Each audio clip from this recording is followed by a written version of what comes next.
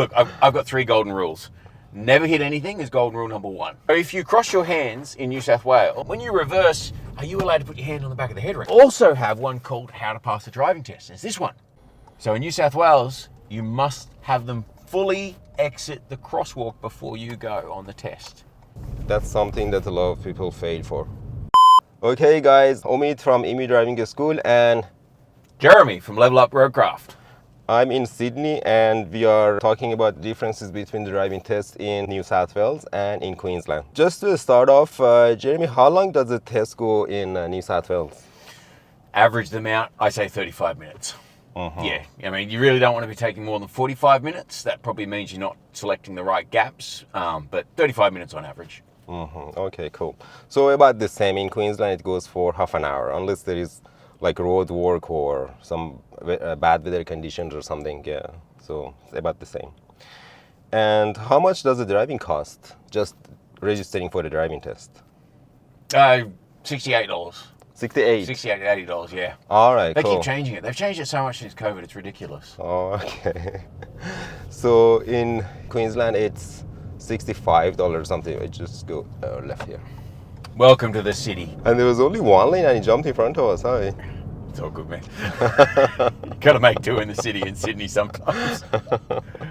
Look, I've got 3 golden rules. Never hit anything is golden rule number 1, right? Golden rule number 2, never let yourself get hit. And golden rule number 3, data makes decisions, not feelings. And if you drive by those 3, I think everything else can be bent, because at the end of the day, that way we're never hurting anyone, we're never being hurt, and no one's getting too upset, so we're not doing stupid things. Number 3 was data. Data makes decisions, not feelings. Okay, what do you mean exactly by that? Well, you know, you get people, it came from teaching students through tests, right? Yeah.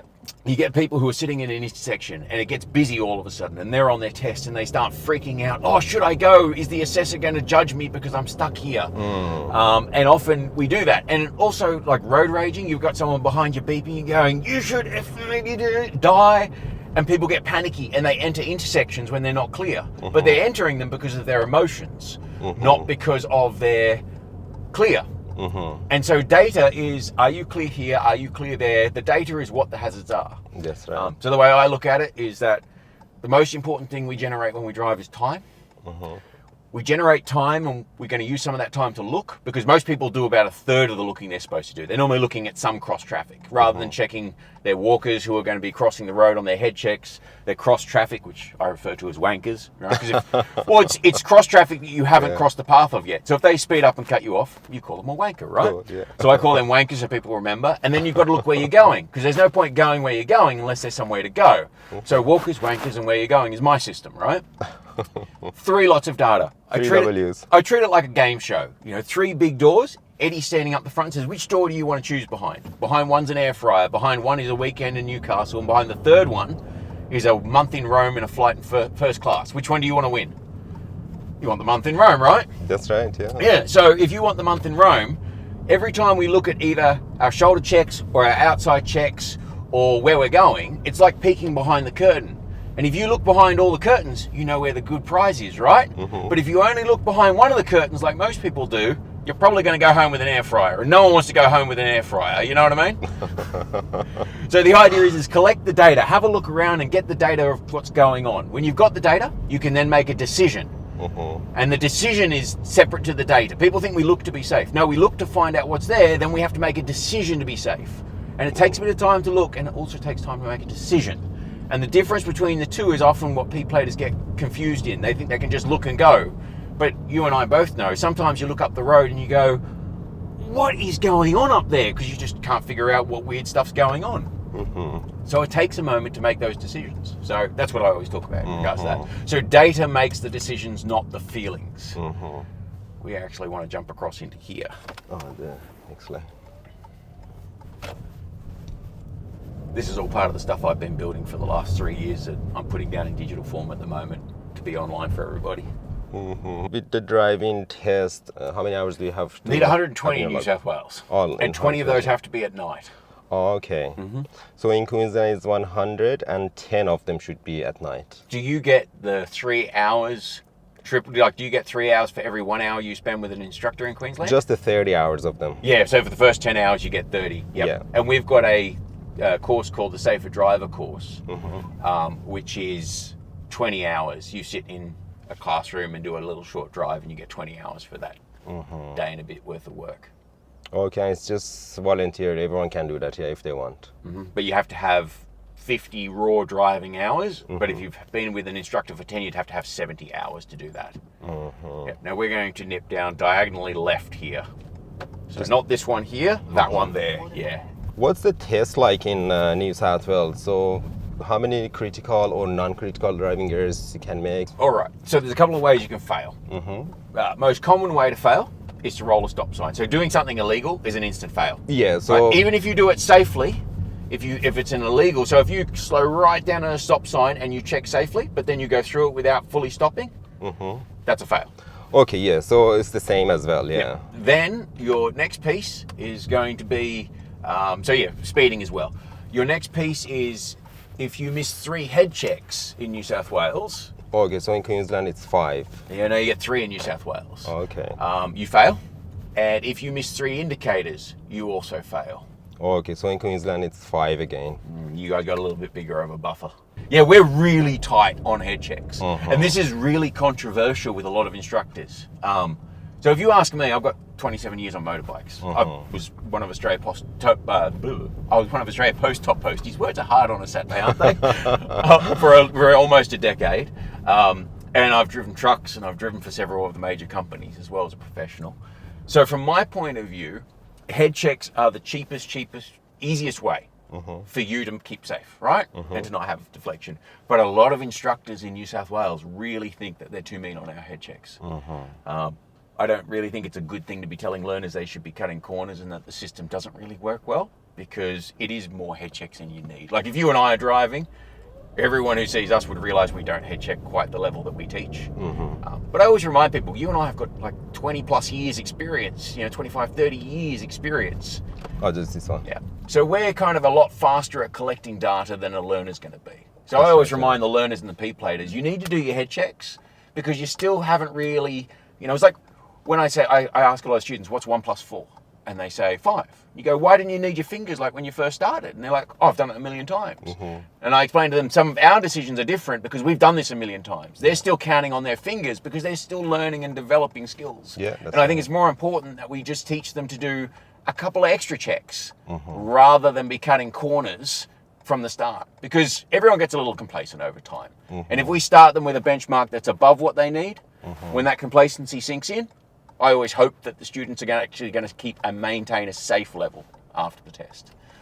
But head checks are a very controversial process. It works. You must check your shoulder before the wheel rotates. That's the actual split decision part. So if you start rotating the wheel and you don't head check in New South Wales, boom, point taken off you. It is brutal. But it's been extra brutal since COVID. So since 2020, they really ramped up how hard they were on head checks. Also, there's a lot of motorcyclists in New South Wales, and motorcyclists, they fixed the motorcycle death problem. When I was, back in the age of our viewers, when I was 15, I was getting my L's. You had a 1 in 6 chance on your L's on a motorbike of being in hospital for more than 6 weeks. It was insane. And they introduced the training course by Stay Upright and Honda, where they taught people to do more head checks and be more methodical, putting their left foot down all the time. And I think what the Services New South Wales and the Roads and Maritime are actually doing is trying to force that methodology into P-platers now and young drivers, because it had such good results back in the 80s and the 90s with the motorcyclists. So I think that's why they've been driving at that so well. I think we get a lot of, I think another thing as well that I noticed, I get a lot of international license conversions. Do you? Yes, I do, yeah. Yeah, so I think maybe there might be a high rate of international license conversions around here or something, more international drivers.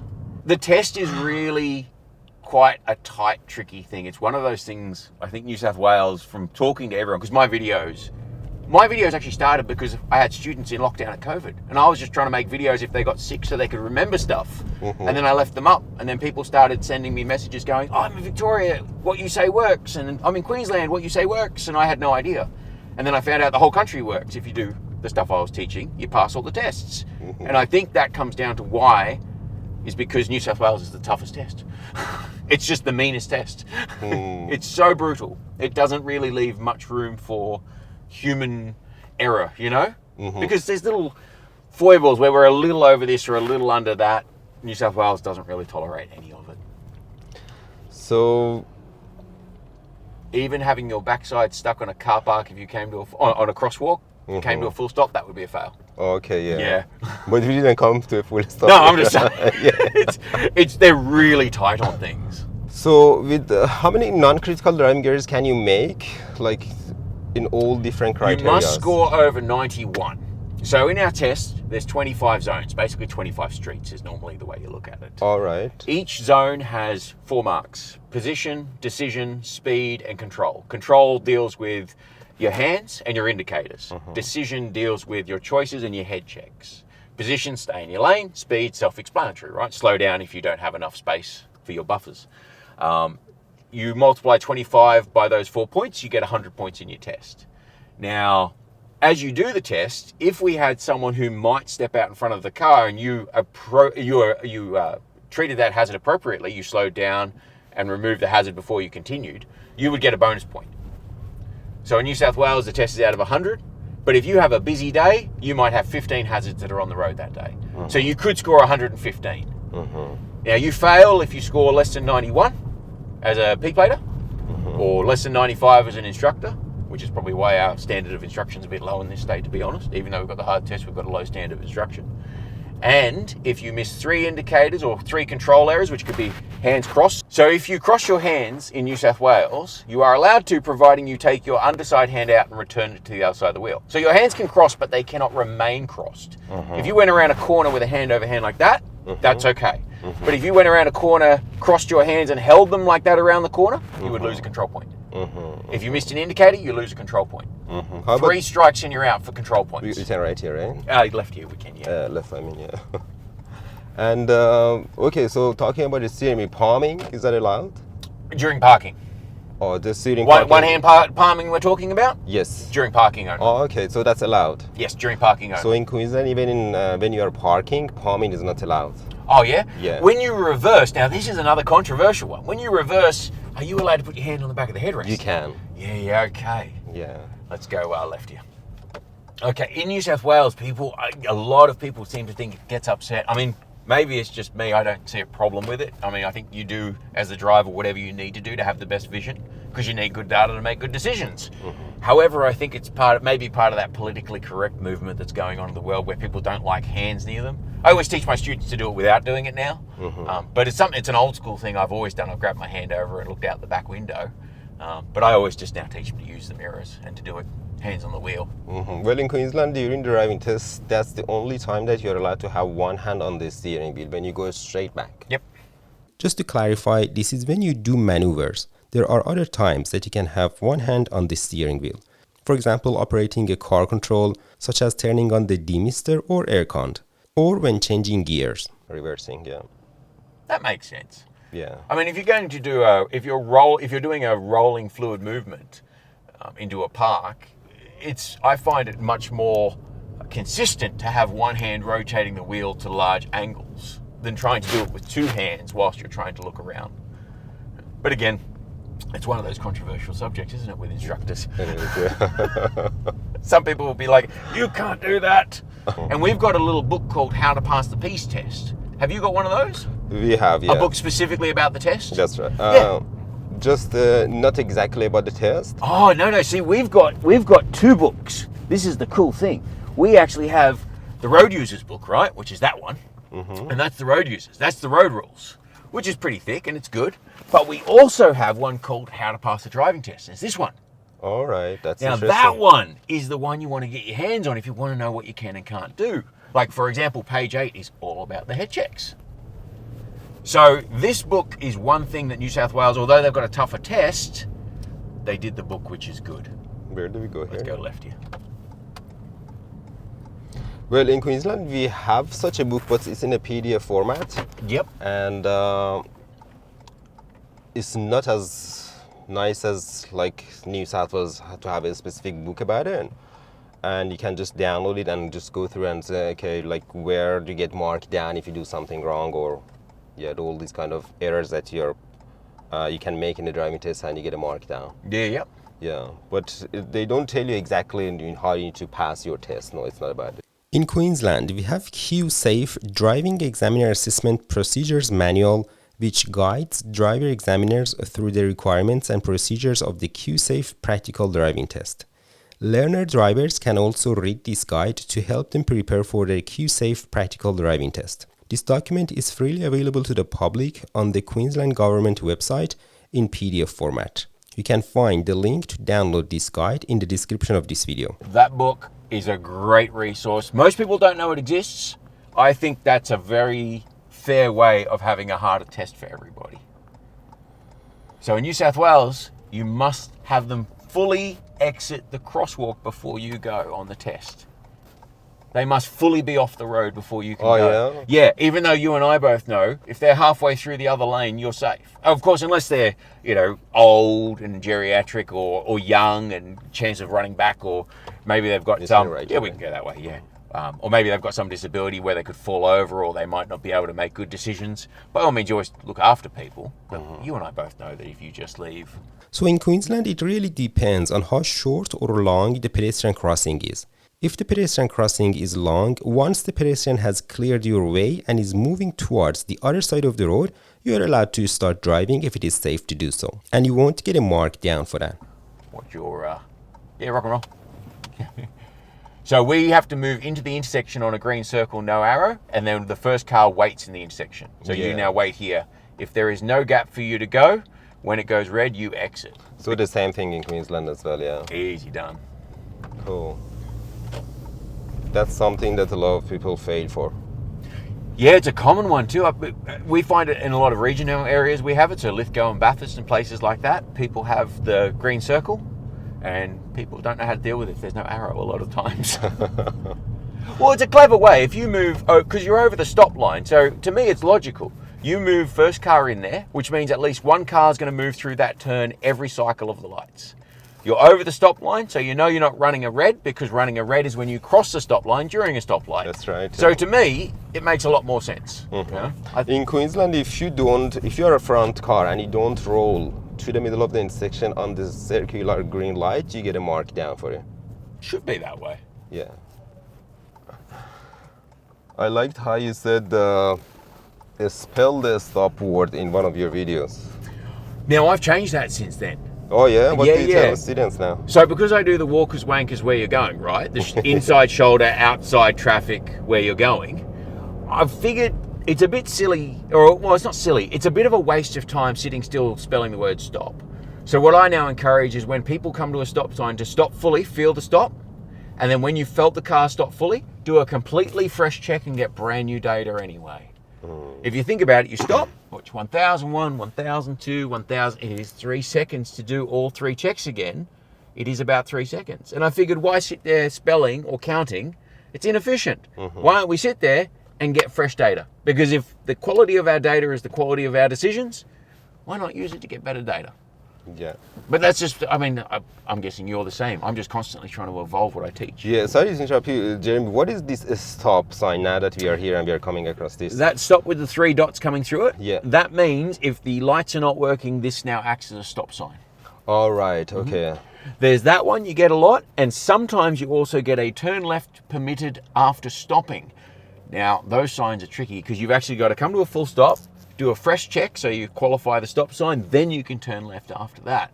The problem is they're normally put in more regional areas, so people see turn left after stopping and they just kind of roll through it as if it's I call it a soft stop. When someone doesn't stop properly at a stop sign, but they do look and they come out safely, soft stop.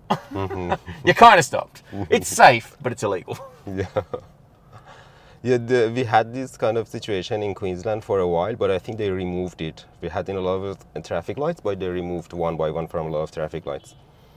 You could turn on the red light, turn left on the red light, but after stopping, yeah. This was a trial period which started in November 2013 and ended in June 2021. Now there is no such a sign and traffic rule in Queensland anymore. So these stop signs with the 3 dots only are applicable when traffic lights are not working, right? Correct. Cool. I mean, at the end of the day, I don't even trust a red light, even when it is working, do you? No, not really. I've seen enough trucks go blowing through reds. I just don't trust them anymore. I go when it's clear and when it's safe. See, data makes decisions, not feelings. Exactly. Another difference I noticed between Sydney and Brisbane was in the pedestrian crossing areas at traffic lights. In Sydney, many of these areas were surrounded by solid lines, whereas in Brisbane, these lines are broken. Dry steering is not a markdown, right? No, and in fact, if you watch my parking video, I cheat helping people because... Great video, by the way, on you. reverse parallel parking. Look, here's how I think of dry steering. Dry steering is a term that came from the 50s, right? Because most people teach the same parking method that was taught in 1950. Now, since 1950, manufacturing tolerances are much better. Instead of having, really loose fitting things, they're much tighter because we've got computer manufacturing. First thing. Second of all, our tyres have silica, not natural rubber in them, right? So our tyres don't wear out like they used to in the 50s. Third of all, we didn't really have power steering in every car until, 90s? So we now have power steering. The car's steering racks are much higher quality. I've taught dry steering because I think that it's more important that you park safely and you have your observation up and put a little bit of wear on the car dry steering than it is to try and not dry steer and go ploughing into somebody.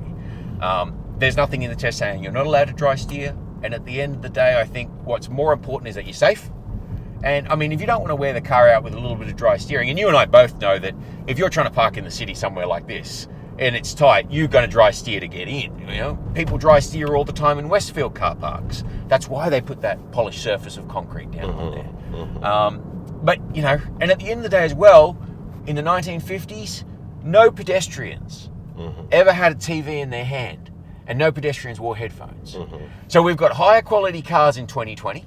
And we've kind of got lower quality pedestrians in a way. They're not paying as much attention as they used to. Whereas, I think it's more about updating the parking process to meet modern conditions. So, but people will tell you. I mean, there's a lot of people who think you can't do hand-over-hand steering in the New South Wales test. Yeah. But you can. It says it in the book. You can, yeah. Yeah. But I find a lot of the time it's when they come from an English background.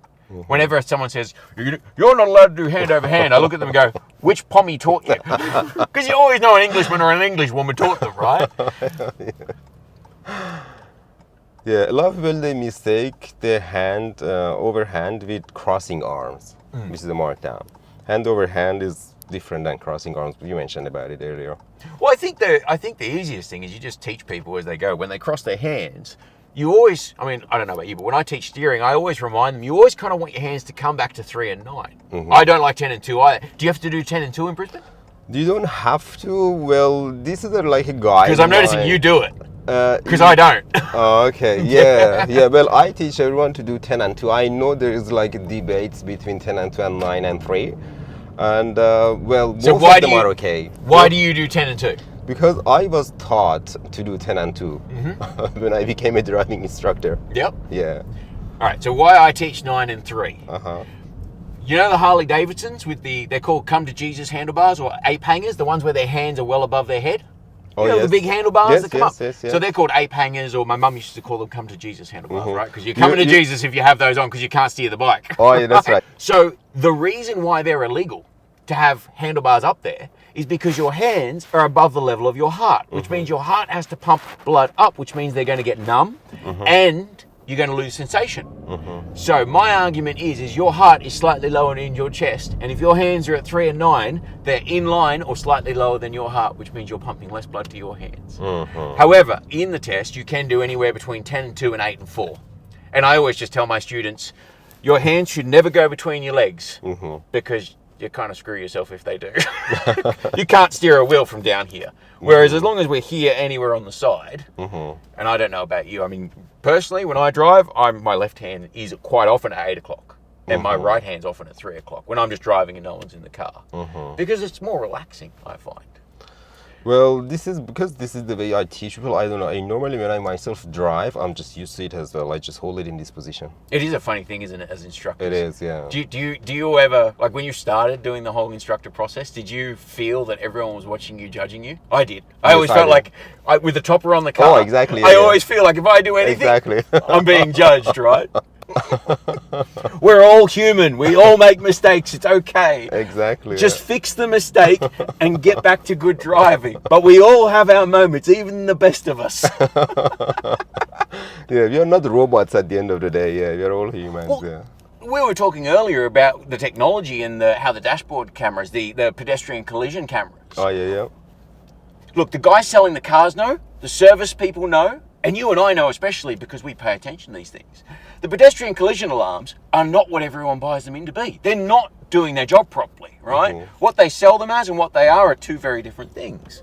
And I think at the end of the day, really, even the computers can't drive like computers are expected to drive. They make more mistakes than we do as humans. I've got a little sign on the bottom of that dashboard, in the middle of my dashboard. It's the computer scans the speed sign and puts it down there. Yeah. Do you know how many learners I've had going in 80 zones where a bus pulls out, the camera scans the 40 on the back of the bus, and the learner thinks it's a 40 zone all of a sudden. Oh, really? Wow. Because the car can't do context. It's the biggest thing I think, the computer self-driving cars, stupid idea. Because the cars can't do context. They don't know when it's a school zone. They don't know if that's a bus. They just see a red circle with a black bit of writing and it goes, that's the speed sign, So even computers never trust the computer, Humans have evolved so far and we are such amazing creatures dealing with context and multiple dynamic decision-making things that computers just don't do it really well, That's right, yeah. I mean, I'm lucky. My dad's been a programmer his whole life. He's one of the top programmers in the world. And I know that what people think AI is definitely not what it is. It's not that smart. It's not smart at all. It's just it's a really good spider. Like when Google goes and finds all the data, it's just a good data collection tool. That's what it's really good for. This is proper intelligence because we can make active contextual choices. Exactly. It's a good guide, AI, but not something that you can entirely rely on. It's a tool. I guess. Yeah, it's a tool. It's not a consciousness. It's not the be all and end all. It's just a tool. Let's go right here.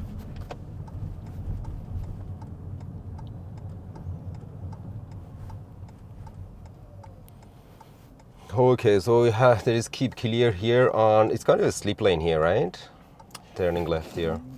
That one, I would call that a slip. Yeah. Yeah. So put keep clear. The city really does have some of the most difficult line markings for people to follow, I think. Actually, Lithgow's probably worse because Lithgow just has roads with no line markings. It is the best place to ever. You ever want to figure out trying to learn how to read a road that has no line markings on it, go to Lithgow. Their giveaway signs have no dotted line, so you only know it's at the end of a street because you can see the back of the giveaway sign. It's really quite mind-blowing. But the city really does have so many bits. Oh, here's one that I want to ask you. If you're turning right at a set of lights, like right now, are you allowed to change lanes through the intersection under certain circumstances? That. We were in the right lane then and we've just gone to the left lane. Now, you and I both know that's a safe manoeuvre.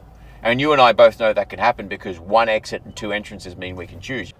So, yeah, when you turn from a single lane to a multi-lane street, you can choose any lane that you want to go into. Yep.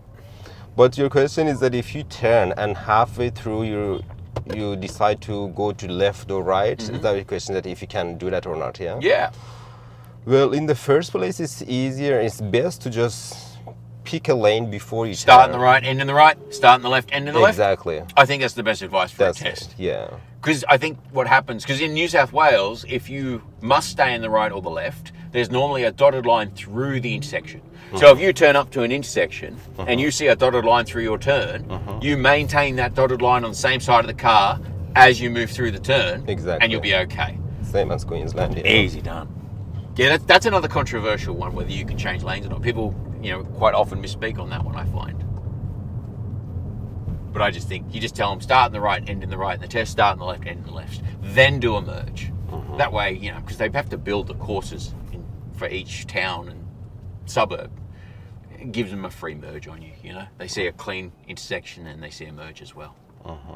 When you go for a driving test in New South Wales, is it just going to be the learner and the examiner in the car, or you can follow them in the test with them? No, just the learner and the examiner. Okay, cool. It's your car, must be roadworthy.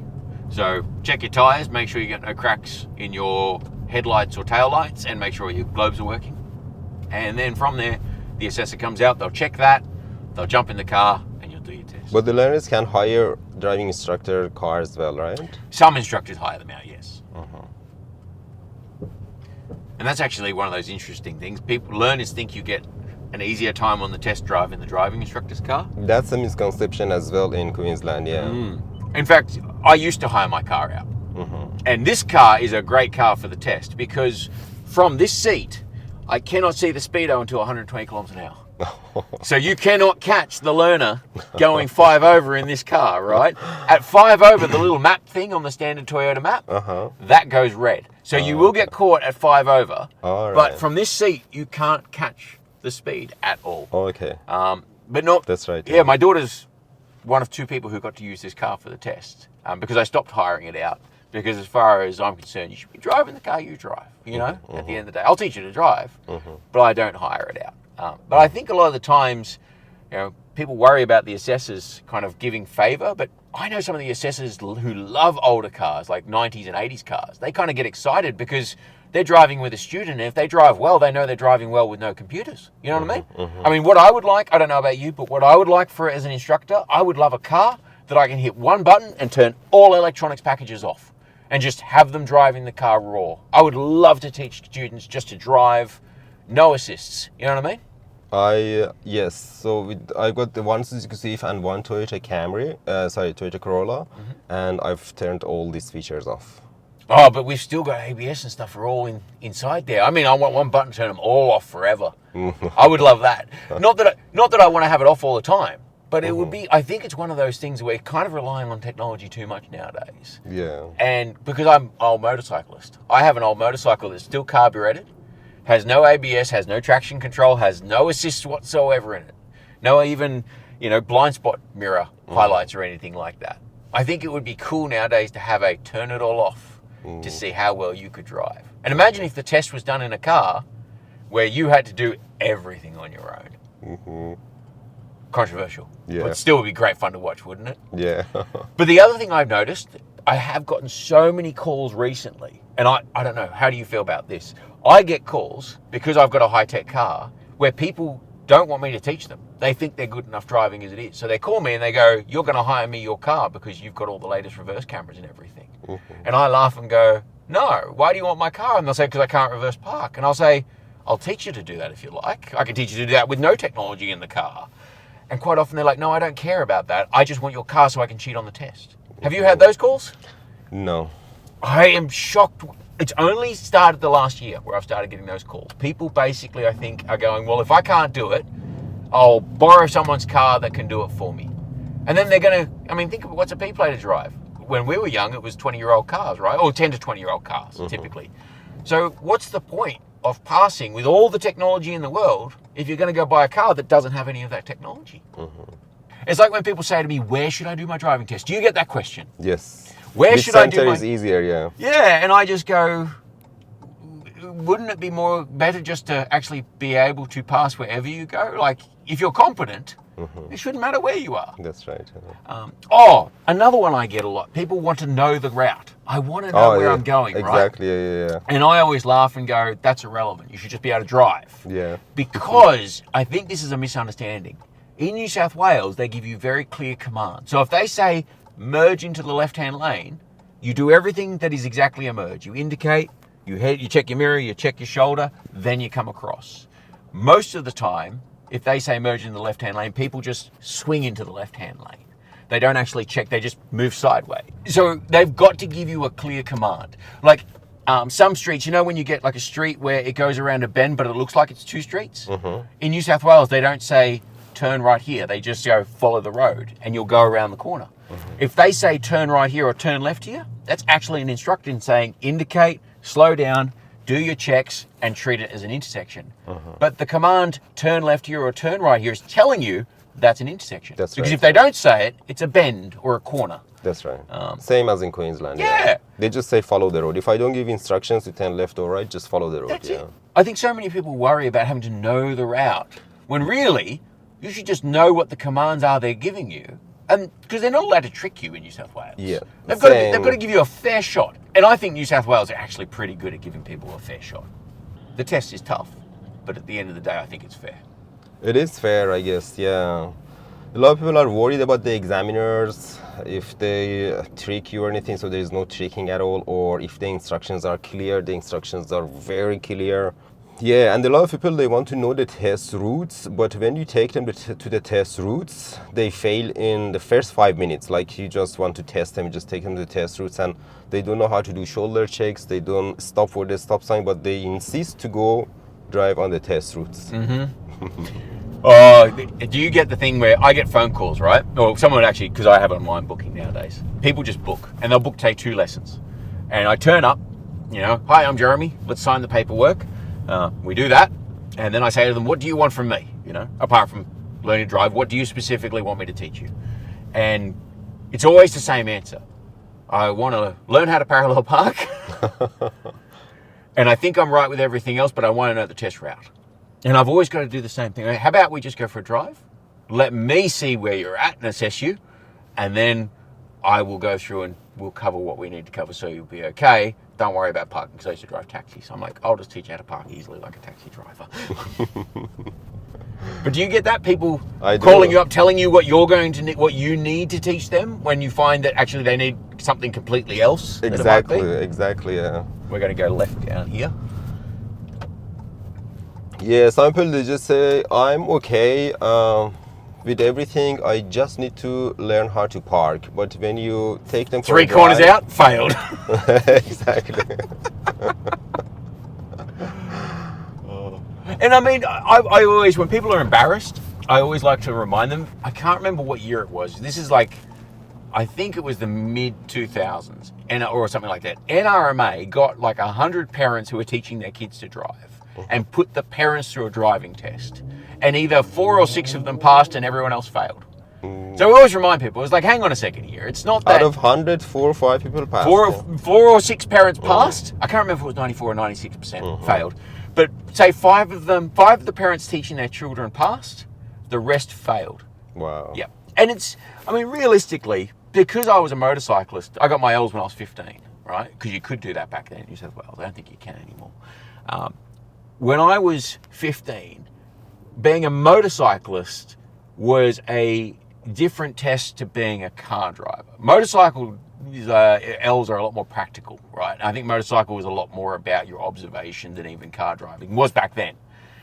And I think all that's happened is that the test, I explain to parents when they go, what's my kid doing? What's all these checks? I always go, look, imagine you're a motorcyclist 20 years ago. That's how your kids have to drive now. There's more dangers on the road. There's more hazards, denser population. I mean, since you and I were that age, what have we added? Like an extra 3 or 4 million people into the Australian population, I think, since you and I were young. Yeah. It's been a big increase of numbers over the years since I was a kid. And again, back in 1950, we only had something like 11 million people in Australia, I think, back then. Maybe 11 million people. So, population changes. I think that a lot of the parents fail not because they're bad drivers, but they fail because the standard is just increased. Exactly, yeah. Which, I mean, is that really a bad thing? At the end of the day, I always remind people, your learners, as far as I'm concerned, is your autopilot. You are, by what you practice on your L's when you're learning to drive, is what your habits are going to be in a bad situation. And if you practice good habits on your L's, even if it's a little bit more than everyone around you has to practice, you practice a higher standard, you got to remember, you're probably going to be driving for 60 or more years.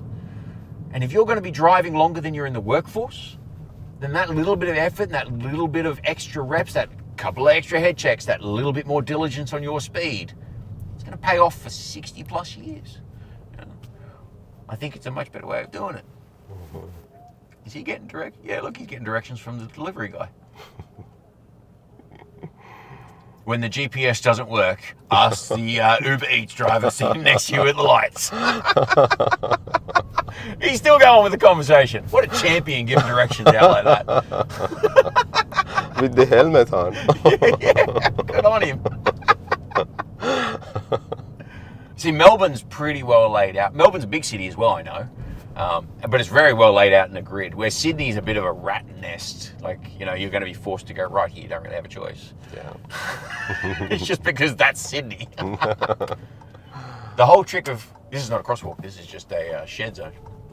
Yeah, so a crosswalk is when they have the zebra painting on it. When we see these, it's either a speed hump or a shed zone. Yeah. In well, we have like this in Brisbane, but the speed bumps. So, I was talking about the speed bumps in Queensland. In most locations, the speed bumps are painted red, making it easier to distinguish them from zebra crossings. What are these ones? These, warning you there's a crossing coming up, Okay. a pedestrian interaction. So the zigzag is slow down, something's coming up. Well, after visiting Sydney, I actually noticed these zigzag lines here in Brisbane too, but only in the car park at Garden City Shopping Centre. I haven't seen these lines on actual roads yet. So Queenslanders, beware when you see these lines. And look, this one is not a shared zone, that's an actual crosswalk because it's got the zebra stripe on it. And there are like some signs I've seen, like shark teeth. Yeah. Yeah. What are those She's ones? not going to go. The shark teeth. The shark teeth on the sides, it could be, you know, a stop coming up or a yield coming up or a crossing or a light. They normally just get attention. Oh, the other shark teeth too, sometimes they use those for the police. You'll see them sometimes on back roads in New South Wales, on highways. The police use them to check your speed on average speed. But normally it means just pay attention to what's coming up. Or there's a bit of a lane or a weird something. They're out, like, you know, like the slow sign. Everyone always asks me, what does the slow sign mean? How much I should slow down? Yeah, how much am I supposed to slow down by? How long's a piece of string, you know? Be safe. That's all I can ever say. Just be safe. Pay attention, be safe. Something I noticed here in Sydney, which we don't have in Queensland, like from the pedestrian crossing at the lights, where pedestrian cross the road, that section of the road. And well, we don't see them here, but in a lot of traffic lights, I saw they written the word "look" to the left and right on the surface of the road. I think that's great. Yeah, that's great. Yeah. I mean, it's a bit of paint. What's it really cost? I know it takes a bit of time. You got to you got to pay for the paint, then you got to pay for the dude to paint it, then you got to pay for the dude to blowtorch it. So yeah, it does cost a bit of money. But I mean, come on, it's a good idea. Why not? Remind people, you know. Bad data leads to bad decisions. Oh, there's one. Exiting a roundabout. Exiting a single lane roundabout. Yeah, yes. Do you have to indicate left as you exit a single lane roundabout? You have to, yeah. Yep. Our book says, if practical, always indicate when leaving a roundabout. Well, in Queensland, they had this word before, if practical, but now they removed that word from the rules. They should. So in the book, it says you have to indicate left when you exit the roundabout. Look, I agree with it. You know why I think you should always indicate when you're leaving a roundabout? Because one day you're not going to see a pedestrian that's about to step out in front of you as you're leaving a roundabout. And if your indicator's on, you're giving the pedestrian a chance to not step out and go, that driver hasn't seen me. And you're actually giving someone else a chance to save your mistake before you make it. Exactly. It's also, I force every student to indicate off all the time, because I found if you force everyone to indicate coming off a roundabout, their hands are in better position on the steering wheel through the roundabout. Whereas if they don't have to indicate off, they quite often get heavy on one side of the wheel leaving the roundabout. They might slip their hands that way. So, And do you get marked down if you don't indicate or no? We don't. Okay. On a single lane. On a multi-lane, that's an offence, because you're supposed to, it says you must indicate off multi-lane roundabouts. It's one of those funny things. In New South Wales, the police will never book you for not indicating off a single lane roundabout. The RMS does not mark you down for not indicating off a single lane roundabout. We're going to be slipping right out of here. Even though it says we're supposed to. So it's one of those rules in New South Wales that it is a rule, but no one enforces it, so everyone thinks it's not a rule, you know? Well, in Queensland, you get a mark down, even if it's a single lane roundabout and you don't indicate off. Good. I like that system. Queensland assessors have got it right. Good job, Queensland assessors. Force people to do it properly. Why not, right? They're at the beginning. We don't want to teach them horribly slack habits from the start. They're only going to go downhill from there. Yeah. Like I look at, do you get a lot of fully licensed drivers that are coming back for refreshers and things like that? Yes. So do I. I get the same thing. But it still amazes me, given how many drivers, everyone thinks we just deal with teenagers. Like people forget we deal with the teenagers. We deal with the 20 and 30-year-olds who didn't get their license. I have currently, right now, I have a 68-year-old learner, right? I'm trying to encourage a 72-year-old to do it just for the funsies of doing it. Because, Wow. she's never done it. She always wanted to do it. I'm like, let's just give it a go anyway. I'd love to see if that 70-something-year-old passes a learner test. And then we also get people forget we get the medical things, because you get them as well. I've had a stroke. Can you make sure that I'm okay to drive? Not the assessment for the license. No, I haven't got any of those. You haven't got those? No. I get those a lot, where occupational therapists refer people who've had strokes. Oh, okay. Hey, we're not sure. Can you just take them out before we write their license off? Can you just see if, where they're at? Just bring them up to speed with the road rules so that when we do test them, they have a fair chance. You see that happen occasionally. And then there's the old age. Do you get the old age as well? The old age, yes. Yep. Over 75, 80, 85. Well, depending on your medical history and what your GP says. Well, not that old. I haven't got a student that old. I think the oldest student I got was like 50-something, 56 or something. Oh, they've got to be, you've got to be retested when you get to 75 plus years old in New South Wales. Oh, okay. You've got to resit periodically another driving test. It's a much easier test. It's only 15 minutes. Oh, it's head checks, 3 head checks missed don't fail you. You get marked down for it, but you don't get failed for 3 strikes and you're out. Oh, wow. And 3 indicators missed don't fail you, but you just get marked down for missing them. Oh, wow. Yeah, so I get a lot of 75, 80. Oh, the really? best one I've had a couple of 89-year-olds and a couple of 92-year-olds. Wow. Yeah. 92. 92. I had a 92-year-old lady the other day. Wow. And honestly, she had everyone creamed. She'd been driving since she was, she told me she'd been driving since she was about 10. Which, I think at 92 years old, that kind of makes sense, right? But, she was sharp as a tack. She was just an unbelievably... I actually sat in the car and looked at her and went, Darwin, I hope I'm half as sharp at you as you are when I'm your age, because she was just a cack. She was cracking jokes while she was driving. She was that sharp. Wow. Yeah, she was really good. So yeah, we get that old age retesting that we do a lot. So that's why I get a lot of elderly over that as well. Yeah, I'm not sure if in Queensland they retest people when they get to that old age. I don't know. In Queensland, if you're 75 or older, you need to undergo a medical assessment every year to maintain your license and continue driving. I think it's not a bad idea. Yeah. I actually think everyone should be retested periodically. I mean, economically, I don't think it's viable. Imagine if everyone had to go back every 10 years. Oh, here it is, the shark teeth. You get them a lot around the 40 zones, school zones. Yeah, that's where you'll see them most often. It's just to bring your awareness to it, a change, or there's something coming up. You get them in some weird situations too. Look, New South Wales has some, depends on where you are, that, like a stop line is supposed to be a solid line and a give way line is a broken line. Well, when you actually realise how old New South Wales is, and some of the roads are quite old, sometimes they'll change the sign to a stop sign, but they haven't repainted the line. I've found that quite a lot. That's happens in Queensland as well, yeah. Yeah. I always tell people, my advice is just whatever the more severe thing is, do that. So if it's a stop sign with a give way line, just stop at it, Just do the thing that's safer between the two options. But it's a bit unfair taking someone through an ambiguous sign where the give way, because the line is the sign's really there just to remind you that the line is there. The line is the actual ruling of the law in New South Wales. Is that how it is for you guys? The line, yes. Because you can go past the sign and it doesn't matter, but you can't go past the line. That's right. Without completing the line properly. That's right. Sometimes the lines get faded and they look like give-way lines. Oh, shoulder lines. Good point. So, if we're driving up the road and we have a solid line on the left on the shoulder where everyone's parking, if you're in your test and you just move over a little bit, not for avoiding a hazard or an obstacle, because if you're avoiding a pothole, that's okay, of course, but if you just drift a little bit and touch that line, do you fail instantly in Queensland? No, it's a markdown. No, you get failed instantly in New South Wales. Really? Yeah, it's brutal. It's one of that.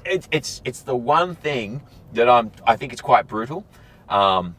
I guess at the end of the day, if you're going to say that you can touch the line, how much can you go over the line? And then you're kind of rolling a sliding scale, and that could be more difficult. So maybe they just do the easy option, say if you touch it, you fail. I can understand that logic. Queensland. So in New South Wales, learners can only do 90k an hour. And so can P-platers on their first year. Then it's 100 for the green Ps. But you are speed restricted on provisioned licenses, learners and provisional licenses. Do you have the speed restrictions?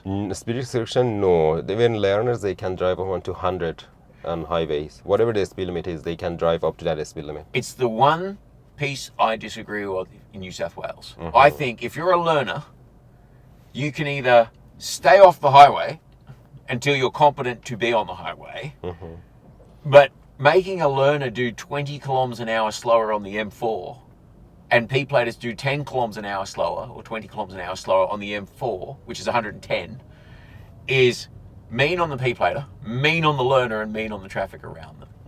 Yeah. So when you drive with the learners on highway, you take them to highway obviously before they test, right? You teach them. Define highway or motorway. I take them to the highway because I'm in the Blue Mountains, so we have a highway running through all of our towns. Okay. So you cannot go over 80 with them? Grab me the plate just in there on the right-hand side of the door. Nope. 90. Right there. All right. Says it on the plate, yeah. Okay, so if 90. you're ever wondering, it's 90k an hour for All learners. right. Okay. So at the end of the day, I look at it and I take them out. We've got 80 highways where we are. I always take them out on that. I want them up to 90. I'm lucky though. I've got like back roads to Oberon, between Lithgow and Oberon, so proper country back roads. And I always want them being up at 90k an hour on a narrow road with no marking. So they learn how to deal with speed. And then I find that at least if I take them out at 90k an hour on a very narrow country road, by the time they get onto a highway, they'll be comfortable. Because a highway's wider and it's easy to deal with. And if they're good at 90 on a narrow road, they'll be fine at 110 on a highway. But that's the only thing I'm super critical of on the whole thing, on the whole New South Wales rules. I think that forcing particular drivers to go slower doesn't benefit anyone. It gives the learners this false sense of, oh, I don't have to do that. No, you should be able to deal with every situation. It's like the whole, I'll go to the place where the test is easier. I can't stand that thing, just the same problem. But I also think that it actually encourages P-platers and learners to not put their plates on because they don't want anyone knowing who they are. So they just take their plates off and they're going to do 110 anyway. So if that's what most people do, and I know you all do it, it's okay. Like, I'm not the cops, I don't care. I think you should be able to do 110. I think if that's what people are doing anyway, and it is what the majority of them do, I think why not just change the rules? Because I can't see any reason to slow particular plates down just because of their plates. I don't think it makes much of a difference in the accidents or anything, quite honestly. I think just teach them to do it properly.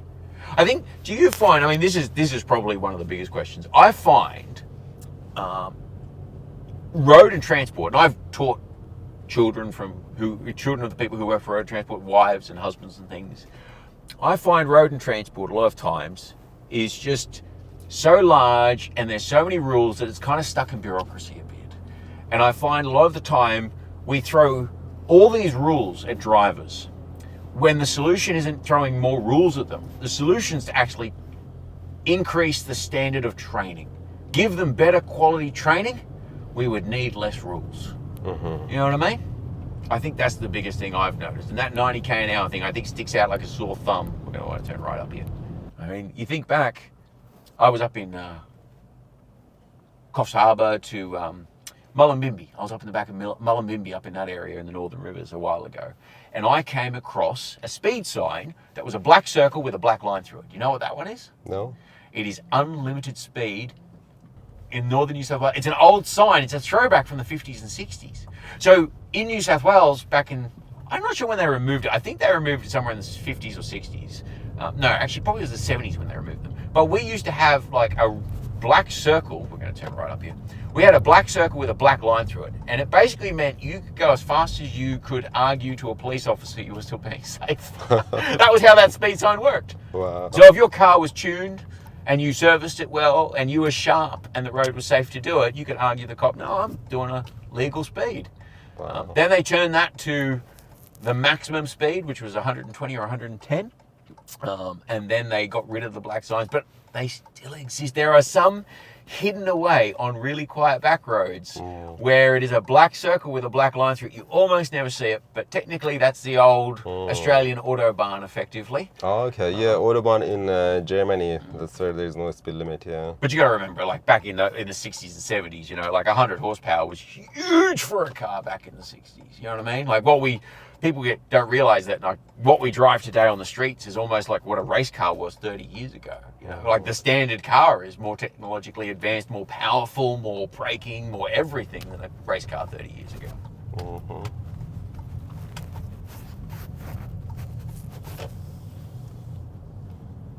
Cool. And again, turning. Oh, yeah, turning left. Left, yeah. Yeah, you're gonna have to. It's all right. Is he gonna park or is he gonna go? That's the question. Oh, he's gonna wait for. He's gonna have to tuck on the bus.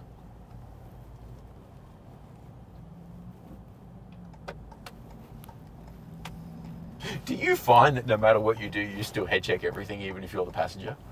Oh, yes. I think once you get to a certain standard of driving, there's always two things I've got to apologise to students for. The first thing I've got to say, I'm really sorry, you're going to spot how bad everyone is at driving once you become good. Like when you're actually properly good, you can see how everyone else is not that great. And the second thing is you're forever looking. Like I always go, just give me the keys, I'll drive, I don't care. I've been like that since I was young though. Give me the keys, I'd rather drive because I'm going to be looking at what you're doing anyway. You may as well be on your phone. Give me the keys, I'll deal with the trouble. Are you like that? You always take the drive? Not really, but yeah, sometimes when I drive with my friends, they get a bit paranoid and nervous. They'll do something, they'll look at you and go, I know what I did. Mine are always like in confession with me. They'll do a thing and they'll be like, I know I shouldn't have done that, Jeremy. I mean, I don't really care. As I said, like, it's human, man. I'm not that fussed over it. But it's amazing how everyone gets real nervous around. When they've got an instructor in the car, they're all kind of like, any little thing they do, they feel like they've got to justify it. Exactly. They think I had to do that. Watching them and judging them all the time. Oh, did you do a thing? I don't know. I was scrolling through my phone at the time. I didn't even notice. I was responding to an email. I just find I love this stuff so much. Like, I know I don't stop talking, but I just all the way left, yeah. Yeah, because we're going to turn left. You go through the archways here, so you actually chuck a left through all this. Yep. Okay. I find I talk so much about this just because I'm so passionate about it. I don't know about you, but my reason for starting my driving school was I got sick of bad driving and I went, you know what, I'm going to be the person who starts doing it, and one person by one person I started changing it. And then I figured out if I teach even better, what I teach people can be taught on to the next person. So if I have a student and I explain things properly and they understand it, so we're going to go up to the end and then chuck a left. If I explain something really clearly, that student can go away, and when someone says to them, why do you do that? They can give the next person a bit of knowledge. You know what I mean? Mm-hmm. We go to the end and tell Yeah, them. to the very end, turn left. Why did you start your driving school? Me? Well, one day I was sitting at home and one of my friends came to me and said, yeah, my wife test is coming up and I'm gonna go and teach her. Do you want to come with us? I said, okay, let's go. Mm-hmm. And I went with them and I was sitting at the back, and my friend's wife obviously was driving and my friend was sitting at the front, and he was telling her some of the stuff wrong. and he was yelling at her when she was doing something wrong. She was yelling at her. And I said, no, this is not like this. I was not an instructor back then, obviously. I said, this is not like this. We need to do this. The rule for this situation is this, you know. Mm-hmm. And I just said, give me just pen and paper, and I was explaining to her, this is like how we do, and blah, blah. And then my friend's wife said, oh, well, I like the way that you used to teach the stuff and you tell me what to do. I think you swap the seat with my husband. So he went to the back seat. I came to the front. I said, okay, we do this, yeah, like this. And I was very calm. I didn't obviously yell or anything. So, and they said, after that, they said, I think you would be a good fit for this job. And maybe you should do this. Now, everyone thinks we have the hardest job in the world. Yeah. I admit, sometimes there are situations we get in that you've got a learner who decides to stop sideways, on a highway, and it's a pressure situation. You're like, come on, let's go. And you might bark a bit. Come on, get out of the way. Let's go. Come on, on the gas. But as far as I'm concerned, you never have to go off at them or berate them or take their dignity away or ever tell them they're doing badly, you know? Mm-hmm. And I honestly think this job is a lot easier than people think it is. But you've got to be the right person for it. Yeah. You've got to be able to laugh in situations that most people will cry in. Yeah. That's right, yeah. But it is funny, isn't it? It's one of those things I think, learners are really predictable. They all kind of make the same mistakes. Exactly. After a while, you realize that. They all hit the wrong pedal for the first 30 hours occasionally. Yeah, yeah. And when they hit the wrong, oh, I'm so sorry, I didn't mean to hit the brake, and you laugh and you go, don't worry, everyone does that. Yeah. Oh, I'm sorry, I almost drove the wrong way around the roundabout. You think you're going to be the first or the last person to do that? No, someone else is going to do that. Just fix it up. Let's go. Come on. Yeah, I'm watching. You're okay. That's what I love. It's actually one of those things I love about being an instructor. I can let someone make a mistake because of our control of the vehicle. Instead of just telling them you shouldn't do this, I love letting them make a mistake as long as it's safe. If I can see that letting them make that mistake is going to be okay, it burns in their brain forever. The day that they rip through that stop sign and I'm looking going, yeah, we're clear. They don't even realize the stop sign's there. They get around the corner, you wait for about half a second, you go, were you going to stop at the stop sign? And that look on their face when they're like, oh, you're like, it's okay. I made sure we were okay. You going to stop? Oh, my Lord. And they never miss a stop sign ever Jeremy, again. do you think it's better to turn left here and just Go left turn here. and come back to where we... Absolutely, I reckon. Otherwise, it's going to be up there on the left. So if we go down here, we might get one here. Check this first. If we can't get one here, we'll go back up there. But I'm guessing that we might be able to just be very cheeky and park across. Hey, right there for us. Look at that. Perfect. So, 3-point turn. You'd have to put your indicator on, check your right-hand shoulder, and then you have to spin around.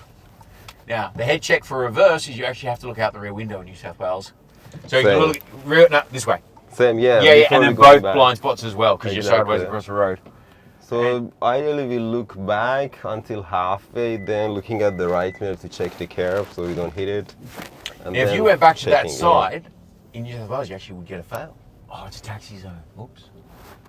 So using reversing camera, is that allowed? Yes. Cool. Just glancing at it, not staring at it, right? Yeah, well, you got to keep your awareness on everything else around it as well, yeah. Cool. Well, the one question I forgot to ask, what maneuvers do you have to do in the driving test? I just lost your microphone. Hang on a second. Let me get your mic. There it is. Manoeuvres for the driving... Oh, let me start again. Manoeuvres for the driving test would be curbside stop, 3-point turn, U-turn, a parallel park. So parking in a perpendicular parking. You get 3. 3 of them. You might get 2 curbside stops and a 3-point turn. Or you might get a curbside stop, a 3-point turn, and a perpendicular park when you get back to the RMS. All right. But you'll have 3 out of those 4. Oh, okay. Any combination. Okay. In Queensland there are 6 and you do 2 of them. Oh, okay, yeah, cool. Reverse parallel parking, 3-point turn, hill start, gear changing in an automatic car, and 3-point turn and reversing. See, for me, everyone should have to parallel park. I think no matter what, you should have to do that in the test. It's easy to do. People just teach it really poorly. If you learn a good method, it's really easy to learn. So I wish they did that. Something else, I just remember now at the end, I'm remembering all this stuff. New South Wales, are you allowed to do a U-turn at traffic lights? No. None of the traffic lights at all? Not allowed U-turn at traffic lights. No. Oh, okay. So in New South Wales, no U-turns unless there's a sign saying you can. Oh, okay. So there's a U-turn permitted sign. Yes, there will be a sign if you're allowed to. Okay. Otherwise, not allowed. Okay, cool. Yeah. So same in Queensland, yeah. Yeah. Something else that seems to be another difference between New South Wales and Queensland is doing U-turns at intersections or T-intersections in residential areas. We discussed that with Jeremy as well. In Queensland, such U-turns are very common and in fact part of the driving test. Whereas in New South Wales, not many people do such U-turns and there is a misconception that such U-turns are illegal. They are not and you are allowed to perform them. Okay, great. It's been great, Jeremy, having this discussion with you. It's been an absolute pleasure and so much fun just hanging out with a good driver. Yeah, thank you very much. You too. I really enjoyed hanging out with you, talking with you, and just going around the Sydney CBD. Thank you, brother. Thank you. I hope you enjoyed watching this video and learned something, because I myself learned a lot from Jeremy. If you think of any other differences between New South Wales and Queensland, whether for the driving test or traffic rules in general, please let us know by commenting down below. In the end, once again, I would like to thank Jeremy for his time and the wonderful lesson in Sydney. I strongly recommend that you subscribe to Jeremy's channel and take advantage of the valuable information he provides through his videos.